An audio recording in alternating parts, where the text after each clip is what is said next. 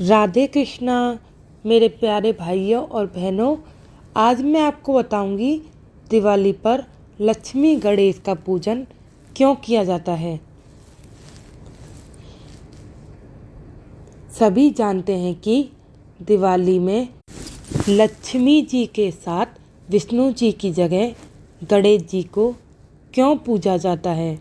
इसके पीछे एक रोचक कहानी है। आइए सुनते हैं।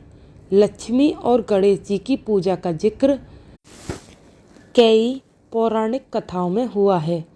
एक समय की बात है जब किसी वैरागी साधु को राजाओं की तरह सुख भोगने की लालसा होने लगी, इसलिए वह लक्ष्मी जी की आराधना करने लगता है।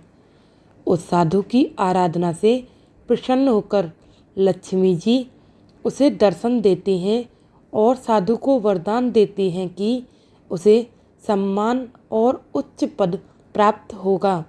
वह साधु दूसरे दिन राजा के दरबार में पहुंच जाता है और वरदान के अभिमान में राजा को सिंहासन से धकेल देता है।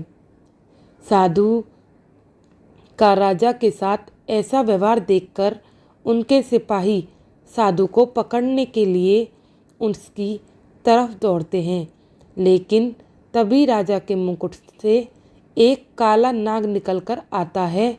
यह देखकर सभी चौंक जाते हैं और सभी उस साधु को ज्ञानी, संत और चमत्कारी समझने लगते हैं।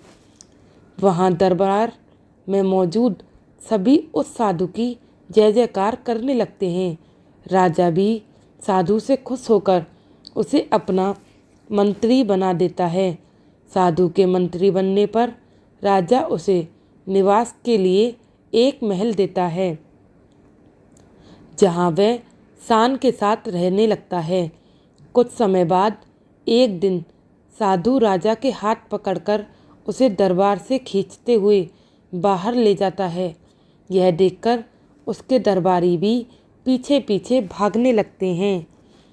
सभी के दरबार से बाहर निकलते ही भूकंप आता है, जिसमें महल खंडर बन जाता है। सबको लगता है कि साधु ने उनकी जान बचाई। इससे साधु का सम्मान और बढ़ जाता है।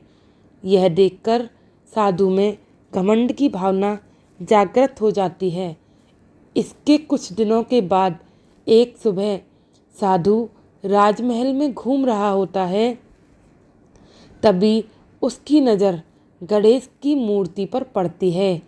साधु को वह प्रतिमा अच्छी नहीं लगती तो वह उसे हटवा देता है। इससे गणेश जी साधु से रुष्ट हो जाते हैं और उसकी बुद्धि भ्रष्ट कर देते हैं। इस कारण वह हर काम उल्टा पुल्टा करने लगता है और सभी काम गलत करता है। इससे राजा साधु से क्रोधित होकर उसे कैद खाने में डलवा देता है। साधु कैद खाने में भी फिर से लक्ष्मी जी की पूजा आराधना करने लगता है।